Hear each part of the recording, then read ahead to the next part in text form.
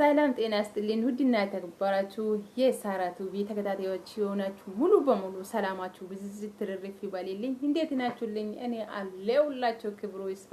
እንግዲህ ዛሬ ደግሞ በአማርኛ ብቅ ብያለሁና እንዴት ናችሁ አላችሁልኝ? እንግዲህ የኦሮምኛ ተናጋሪዎች አከም ጅርቱ ነጋ ጅርቱ ነጋን ጎፍታ ስኒፋዋየቱ ጅርቱ ጀጀባቱ አኖቦሌቲን ኬሳን ነጋራ አፋ ነጋ በሬዶ ከነቲና ክኒ ዋቅዮ fuula keessanii fi fuula isaa durana dhaabee jira.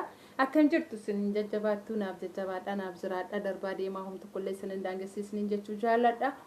Asumaan jechuudha warreen saaratuu bitiif maatii hin taane jechuudha. Subscribe gochuudha maatii see akka taatan kabajaadhaan sin gaafadha. Warreen maatii see taatanii jirtan immoo like share comment gochuudhaan akka jajjabeessan kabajaadhaan sin gaafadha jechuudha.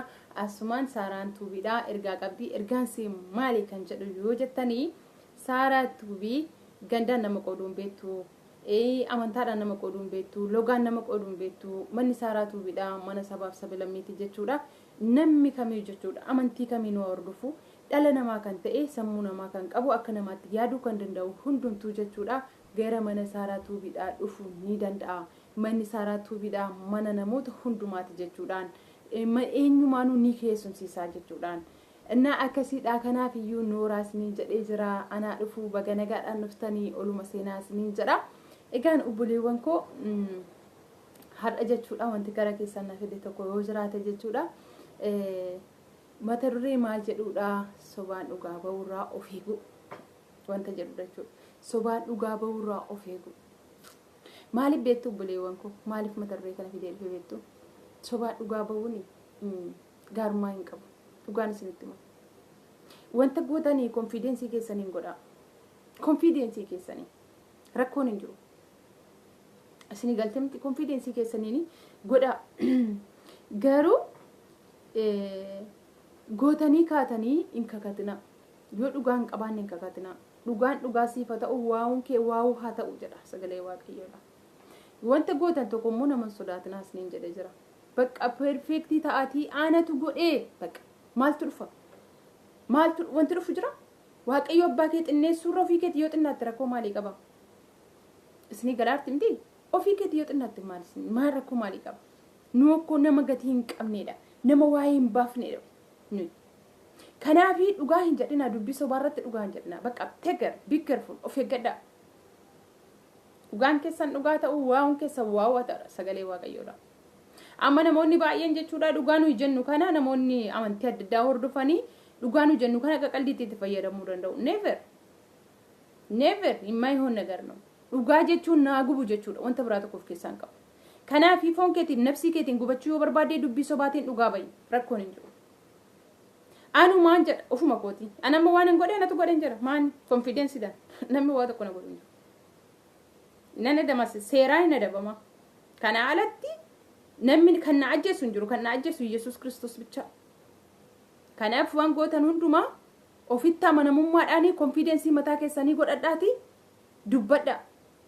Kana alatti sobaan dhugaa hin bayina gatii keessan argattu gaafa sobaan dhugaa baatan dhugaan isinitti hima aduutu isinitti dhiya utuu jaan joftaniitu wachi deemtanii maali joo akka nama jan qabnee maa deemna tuma beennumaa wal dhaalla mee kottaa deebi'ame in kakatina jireenya duuga diitiif jechan kakatina sobaan dhugaan bayina isinitti hima adaraa keessan kan ilaalchisee jechuudha dubbisa galee waaqayyoo keessa iddoo tokko sinii dubbisa jechuudha jireenya aduu gadii kun akkam akka isheen taate jechuudha. Phexros isa duraa jechuudha lakkoofsa 20 boqonnaa tokko lakkoofsa 23 kaasee sinii dubbisa 23 kaasee na hordofa maqaa Yesuusin nan dubbisa. Isinii sanyii badutti osoo hin ta'ini sanyii hin bannetti sagalee waaqayyoo isa jiraataa fi isa akka jirutti hafuun haaraa taatanii dhalattaniittu jedha. Kun lakkoofsa 23. 24 kanaaf caaffanni qulqullaan namni foon uffate hundinuu akka margaati. Ulfinni isaa hundinuus akka daraaraa margaati. Margichi inxollagaa daraaraan isaas in harca'a. Abbaan umaari diddamii shanaffaarratti dubbiin gooftichaa garuu hafee bara baraan in jiraata in jedha. Dubbiin kun immoo isa misraachoo isinitti himameedha jedha. Haleluuyaa. Keessumatti jechuudha diddamii afurii kaastanii hanga 25tti yoo dubbifattan maal jedha? Kanaaf caaffanni qulqullaan namni foon uffate hundinuu akka margaati jedha. Namni foon uffate hundinuu akka margaati. Ulfinni isaa hundinuus akka daraaraa margaati. Margichi hin collagaa daraaraan isaas in harcaa jedha. Waaqayyo nu amaaru. Abbaan keenya nu amaaru yaa obboleewwan koo. Wanti aduu gadii kun hundumtuu kan qabeenyaa kee dhiisi, kan biqiltuu kee ol deemaa jirtuu dhiisi, kan birrii kee baankii keessaa jiruu dhiisi. Ati ofii keetii nama xollagee baduudha sitti hima. Kanaaf obboleewwan koo jireenyi aduu gadii kun kan tuu akka seen taate sirriitti beekuu qabdu. Dubbiin sagalee Waaqayyoos kunoo asirraa nutti dubbataa jira. Namni dubbii sagalee Waaqayyoo hin dhageenye jira dayyaadha. Hundumti keenya gurguddoota beektota. Guys, amantiin biraallee jechuudha. Dhugaan isinitti ma warrumta amantiin keenya, amantii obbolaan keenya, amantii musliimaa hordofanii jireenyi aduu gadii maal akka isheen taate sirriitti beeku jechuudha. Hafii akka isheen taate, qarii akka isheen taate, legizeewu indi hoonech sirriitti adda baasanii beeku jechuudha obboleewwan koo. Isaanuu jechuudha. Garuu kan hin darbine maali? Sagalee isaa isa jiraataa bichaadha. Haleluuyaa. Kan hin darbine. Kan hin darbine sagalee isaa bichaadha.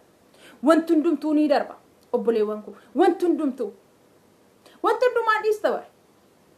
Isamma sobaan dhugaa baatu tuu argitu akka nama jaamaa taate ija keerra warriin uffisee jechuudha. Hin jaamte be utuu argituu jaamte.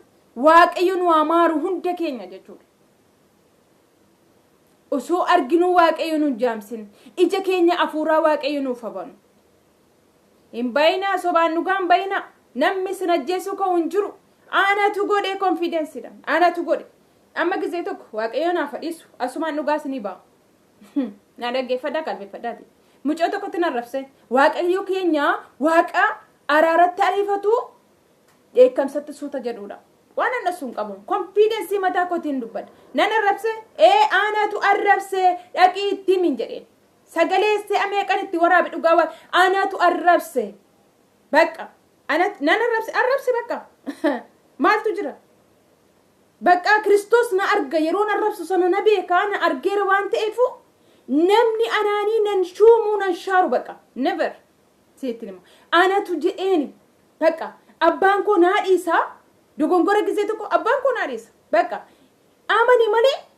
Bakka naaf dhiisa jedhiiti itti of kenni malee. Garaa keetti agarsiisi malee lammaffamma wanta sanatti hin deebi'in malee jechuudha. Iyesuus Kiristoos waaqa araaratti ariifatu dheekkamsatti suuta jedhudha jechuudha. Ana kan arrabseen jedhe. Maaltu dhufash? Edee? Mootummaan iyyuu namicha nama ajjeesee ka'ee anatu ajjeesee dhaqee harka kennatu haala seera qabeessaan simata jechuudha. Waaqayyo gooftaan macaasii namicha cubbuusaa himateef cubbuusaa ni dhiifama jedha. Haleluuyaa. Kanaaf obboleewwan koo dhagaa dhaggeeffadha warreen jechuudha ofii keessanii jallattanii nama jallisuuf deemtan karaarraa nama qabuudhaaf deemtan take care be careful akka nama hin beekne hin ta'ina dhaloota karaarraa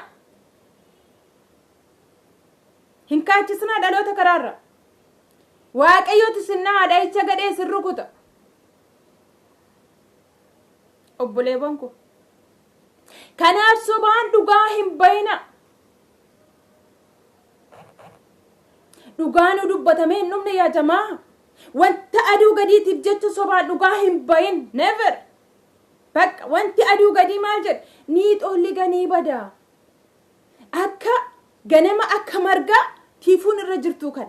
Gara galgalaa horattee ilaaltu koshosh jetti jechuudha. Never. Maayihoon nagar noo buddooche. Dhagaa dhaggeeffadhaa kan gurra qabdu hunduu dhaggeeffadhu. Amantii kamiinuu hordofi. Sobaan namarratti dhugaa hin bayin.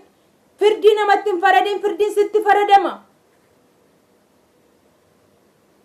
Dhagaa jirtu. Hin faradina. Hin faradina sinitti faradama. sobaan namarratti dhugaa hin bayina. Isinii galaatti miti akkasiidha. Isinii gala jedheetii yaada haga tokko jechuudha. Sobaan dhugaa ba'u maali? Sobanii dhugaa jechuun maali hiikansa? Sobanii wallahi jechuun maali hiikansa? Sobanii warabbal kaaba jechuun maali hiikansa? Maali yaa ijoollee? Waaqayyo koo hiriyaa keenya ta'e yaaboo sinitti hima. Rabbi hiriyaa keenya gootani. Lakki deebi'aa isinii wayya take care. Isinii wayya jireenya addunyaatiif jecha walii gadi hin kaatina. Wanti hundumtuu hafiidha qariidha.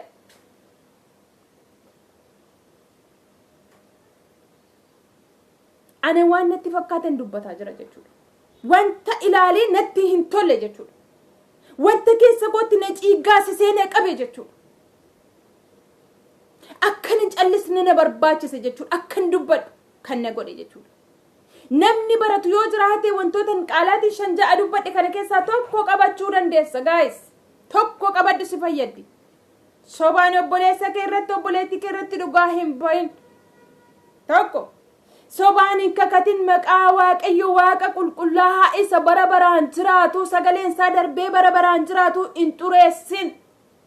Waan goote irratti konfidensiidhaan anatu godhee eeyyeen godheera yoo jettee waaqa malee namni uumaa tokkollee si gochuu hin danda'u. Yoo ragaan seeraa sirratti bahee seeraan adabamte irraa kan hafee namni homaa tokkollee si gochuu akka hin dandeenye jala mureessitti hima. Kana beekada. Kanaaf obboleewwan koo gowwaan ta'ina. Kan hafu jechuudha sagalee isa bichaa. Hundumti keenya deemna. Birrii kee jiru waan hundaa kee kan amma nan bilcheessattee itti dadhabaa jirtu miti. Dhugaan isinitti hima. Kakiisii keessaa qabdu. Makiinaa kee miliyoona meeqaan bitte? Mana kee fooqii kee meeqaan ijaartee hunda dhiistee deemta? Yaa jamaa understandii godhaa please. Understandii godhaa. Maali ijoollee iji kun maaf nutti kaa'ame? Gurri kun maaf nutti kaa'ame? Dubbii sagalee waaqayyoo isa kami quraana irra jira? Sobaan ragaa ba'a dhugaa ba'a kan jedhu jira? Baayibilii irra jira? Hin jiru. Wanta hin jirreen godhina eenyu fakkeenyi ta'uufi? Dhalooti isin ilaalee akka baduuf moo? Kana barbaaddanii? Never. Maal ilaala dhaloonni maal irraa barata dhaloonni jedha ofii keessan ofitti galagalaati. Jireenya aduu gadiitiif hin kaatina akkasuma. Homa waa'een baasu bu'aa isiniif hin qabdu. Isinitti nima obboleewwan koo. Anyway, namoonni jechuudha qalbeeffatanii wanta dubbataa jiru kana hundumaa understanding gootan jechuudha dhugaadha. Isin fayyada. Namni tokko jechuudha wanta ta'etti fayyuu ni qaba jedheetti yaada jechuudha dubbiin irra dubbata. Wanta keessa koo na dhukkubsetu jira. Wanta keessa koo na dadhabsiisetu jira. Wanta utuun ilaaluu jechuudha. Utuman ilaaluu nama sobu hin jaalladhu baqa. Godhi wanta goote irratti konfiidensii mataa keetti qabaadhu baqa. Alliqee daqqaqee wanti biraan tokko hin jiru. Konfiidensii mataa kee anatu godhe baqa. Wanta waaqayyo beeku tokko nama dhoksitee hin rakkatiin jedha. Yeroo hundaa kana baqa. Wanta abbaan kee inni waaqarraa beeku nama dhoksitee gokkuma rakkate. Maalinni inni iddoo hundumaatti argu suni in argama. Yerootti gootu sun taane yerootti yaaddu sanas beeka. Kanaaf gaafa waa tokko gootanii sodaa waaqayyoo keessa jiraadha. Dhugaan isinitti sodaa waaqayyoo keessa jiraadha. Jireenyi immoo darbee akka jiru beeka. Jireenyi seema addunyaa kanarraa hoy jennu kana osoo hin taane darbee jireenyi barabaraa akka jiru beeka. Isa immoo gara sanatti akkamitti deemuu qabna laata isa jedhamus immoo beekadha.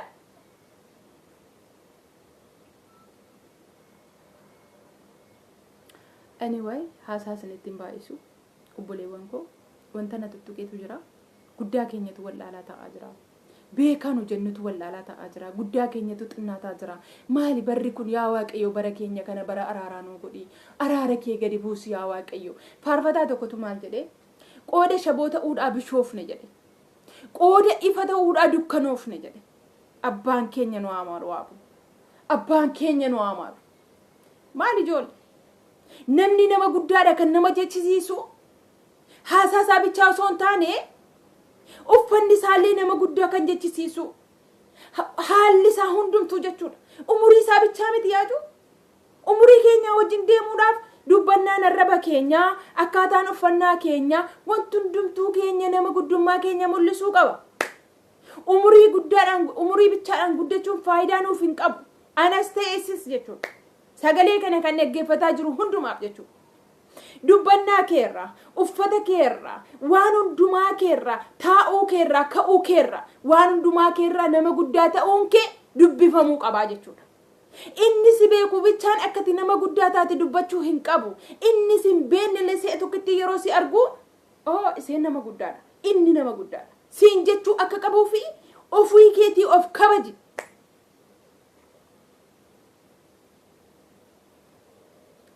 kanaaf obboleewwan koo kana gochuuf ayyaana waaqayyoo keessa jiraachuun nu barbaachisa sodaa dubbii isaa keessa jiraachuudhaaf nu barbaachisa baqa ninja jireenya biyya lafaa nama jibbisiifti jechuudha akkuma walii galaatti dhugaa wanta argee jibbe waan hin qabuuf hin dubbataa jira obboleewwan koo dhiifama naa godhaa dhugaan isinitti himu baay'ee tokko jechuudha baay'ee tokko natti dhaga'ame gaafa waa gootan baqa godheera jira aanatu godhaa jira godheeras immoo baqa waanuma baankee samaa irra taa'ee si argu tokko lafa kana lattasuma waa nama wal dhossitee rakkate kanuma dubbadha yeroo hundaa jechuudha baqa godheera maanni maaltu dhufaa du'a darbitu yoon du'e sabbaa koo bira naqaan maanni wanti na sodaachisu hin jiru dhugaa waaqayyo tasum konfiidensii mataa keetii qabaadduutii taraa ammadii waaqayyo si milkoomsa gaafati dhugaadhaan deemtu dubbiin sobaan deeman kuni dhugaa waaqayyo deemte karaatti nama gatti dhugaadha ittiin milkooftan ittiin milkaa'u anilleen jechuudhaan gaafati dhugaadhaan deemtu dhugaan hin qallatti malee hin cittu ni jedhan sanaadha jechuudha anyway kanaaf obboleewwan koo ani haareetiin dubbadhee har'a jechuudha naaf kalchaa hundi keessaniyyuu adaraa keessan naaf kalchaa isin jaalladha naaf jiraadha darbaa deemaan isiniin jedha sagantaa koo har'a asuma irratti isiniif xumura daqiiqaa 20 guutuudhaaf hin deemanatti fakkaata ni baqaanyal nagaa baraadha sagalee waaqayyoodha kana namoonni irraa barattan irraa baradhaa isin fayyada yoo ta'e jechuudha ani garuu wanta natti dhaga'ame wanta waaqayyo keessa koo kaa'ee na tuttuqe irratti dubbadheera jechuudha egaa wayiif callisee miti kan keessa koo kaa'ee yookaan dhaloonni waan tokko lama baruu danda'u kanaaf gara keessan fidee malee isinirra caalee argamee miti isinirra hubannaa qabaadhee miti waaqayyo immoo hunduma keenya hubannaa nuuf kennu waaqayyo ijoollee daddaa'imman keenya haala seera qabeessaan nuuf guddisu warroota gurguddaa immoo hubannaaf ogummaa isaan keessatti nuuf dhangalaasu jechuun jaalladha maaliif hundumti keenya utuma deemnuu qullaa taanee jirra utuma deemnuu dhugaa waaqayyooti qodaa cabaa taanee jirra waaqayyo araara isaa nuuf baay'isu hubannaa nuuf kennu ogummaa nuuf kennu kanaadha kadhanni koo hundumaatti jechuudha isin jaalladha hunduma keessaniyyuu nagaanaa ta'aanaaf eebbifamaa horaa bulaa deebanaay egaan chaanala saaraa saaritti kana hundumti keessan laayikii godhaa sheerii godhaaf jalatti namni kamiyyuu ilaaluu akka qabu akkuma duratti isin maqaa isin dha'ee jechuudha saaraan torbee keessatti gisee 3 wantoota adda addaa dhuga baatee adda addaatiif akkuma kan sagalee waaqayyoodha raabsuudhaanii gidduu keessanitti ni argamti jajjabeessaa isin jechuu jaalladha nagaanaa ta'a eebbifamaa horaa bulaa bye bye I love you